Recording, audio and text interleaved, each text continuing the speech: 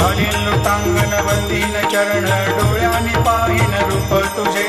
प्रेमे अलंगीन आनंदे पूजिन भावे वाणीन म्हणे नावा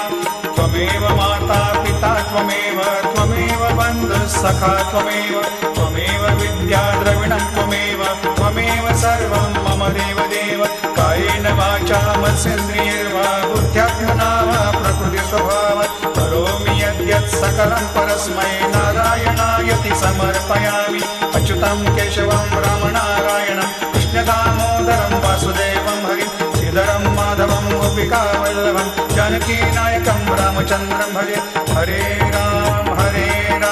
राम